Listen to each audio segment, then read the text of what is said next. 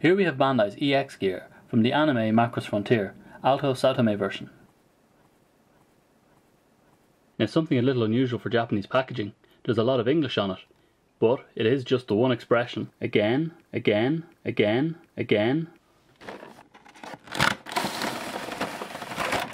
So on the top we have Alto, and underneath we have a clear base. So here we have the instruction booklet included in the packaging. Inside we find a picture of the EX gear, as it showed up in the cartoon, some details about it in Japanese, some line art and a picture of Alto with a broken arm, all the parts that are included in the kit, instructions on how everything is attached together, and there's quite a few pictures. Then on the back page we have a picture of the 3 modes, and then finally Alto's hair blowing in the wind. So if we start at the back, we have the wings, a helmet which also includes a replacement head, the heads-up display unit which goes over the helmet in flight mode, the main body or harness of the armour that everything attaches to, then we have the legs, the side skirts which attach to the hips, the forearms, plus 4 sets of replacement hands. Now this is a right hand, so Alto will only ever hold a gun with his right hand. Then it comes with a action figure, and that includes 3 sets of replacement hands. So here we have the gun. It's very nicely moulded, but unfortunately they just use a single shade of grey. While the shade of grey does contain a speckled effect to give it a more metallic feel, it lacks any paint apps and ends up coming across as kind of boring. Starting at the back we have the Samu Dyson hands emulating a plane, which was the YF-19, then the salute hands, at the front open hands and closed hands used for cockpit mode, and finally the right gun hand. Alto gets 3 sets of hands, clobbering time fists, open palms, scratchy type thing, and then hands to hold the joysticks. So if we start at the head, it can do a full 360. It's on a ball joint, it can bob up and down slightly. Now if we go to the back, the hair is on a ball joint also. This head obviously pops off, so you can actually see underneath. Now, there's a tiny bit of forward and back articulation as well, and you can take this off to reveal a very long neck and stick on the helmet. So same thing again, it'll do a 360 and a tiny bit of up and down, but not much. Now the shoulder is comprised of 2 ball joints, so if I take off this, you'll see you've got your main ball joint here, which just goes around and round, and in addition, the ball joint here also moves. Then just under the shoulder you get another full 360, so you got 2 joints in the elbow, the main one here, and another smaller one just here. It's only got slight articulation. So the hand is on a ball joint, and it can do a full 360, as you'd expect. There's also a little joint underneath that allows it to go up and down slightly. So if we move down to the abdomen, you can see it's actually double jointed. First of all, the top part of the chest moves about this far, and then if you include the lower part with the hip, you can get a good range of motion. Now the side to side is quite limited. So to the hip, it'll come out to the side and will give you pretty much almost the splits. So just underneath the hip, it'll spin about 90 degrees out. It'll come up forward at 90 degrees, and then back. Depending on how you angle the leg out, it'll come up slightly further. So you can make it come up almost 90 degrees as well, but it's at a slight angle to the body. Where if you want to bring it back straight, it doesn't really come very far. You've got a double jointed knee for 180. The foot's simply on a ball joint, and a very skinny looking ball joint. I wouldn't want to put too much pressure on the ankle.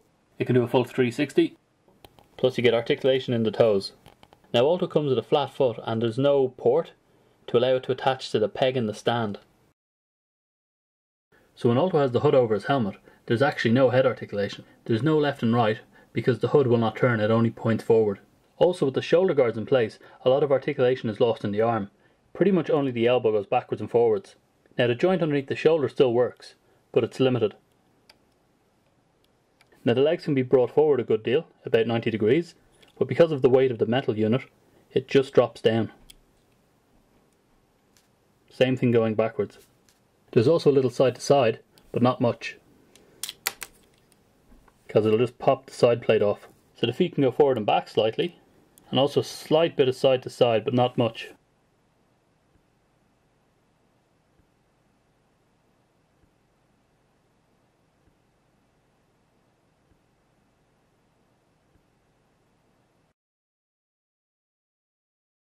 Alto Saotome is from a famous kabuki family and performs onagata because of his feminine appearance, so it's no wonder Michelle nicknamed him Princess. Michelle's a dude, by the way. Frontier can be a little confusing at times. As a side note, it may be just a strange coincidence, or Alto could be based off the kabuki actor Taichi Saotome. The Alto figure is excellent both in terms of detail and articulation. While missing a rotation at the elbow, this is understandable due to the EX gear's forearm attachment. It's hard to find fault with this figure. The only notable issue is the inability of the heads to look up and down, while a minor quibble will be the selection of hands offered. Joystick hand, clenched fist and helmet holding hand. The first two are very similar, and I think the more common casual type hand should have been included. Even the EX gear gets them. Also, the actual EX gear is an interesting enough piece to be displayed on its own without Alto, and for the most part it can be presented this way. Now the EX gear's flight mode, first impressions are very good, as it looks well, but once it comes time to try out a couple of different poses it starts to show its limitations.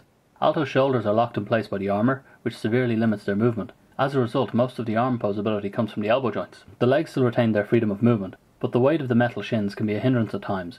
While the foot is on a ball joint, its articulation is limited.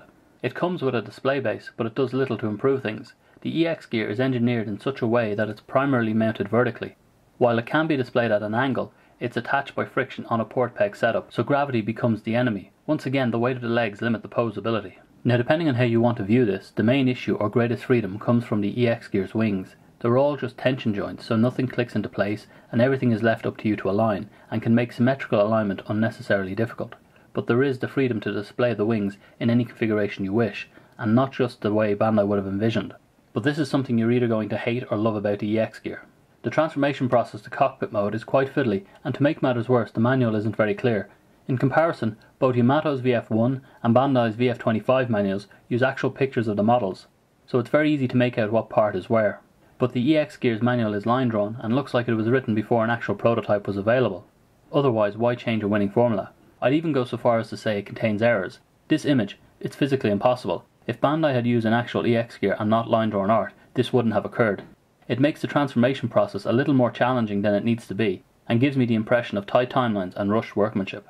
In addition to the manual's shortcomings, the promotional image on the front cover is photoshopped, and not in some minor colour corrected way, but parts have been arranged in a way that's just not possible. Now there isn't much to say about this mode, as it's quite static and there's no posability. It really becomes just a display piece. Overall I'm pleased with this very nice looking EX gear, but it has many limitations which stops an unequivocal recommendation, and would say it's only for the serious EX gear fans. Substandard manual compared to previous Bandai releases, lots of part-on-part friction which will cause premature paint wear, the stand is functional but flight poses are very limited.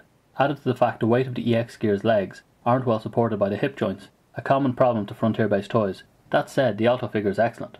The EX gear's transformation is an exercise in patience and perseverance. There is no set location for each part, as everything moves around quite freely and it's up to you to choose where everything ends up. Here are two examples. I believe the one on the right might be more accurate to the one on the manual. While there is an official transformation, decoding it from the manual will be an accomplishment in and of itself, and implementing it a whole nother ordeal.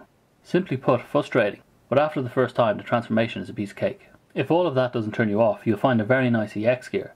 But this really is just a display piece, as it's not robust enough to be a general toy or handle frequently. In flight mode, posability is very limited, and in cockpit mode, well, it's a statue.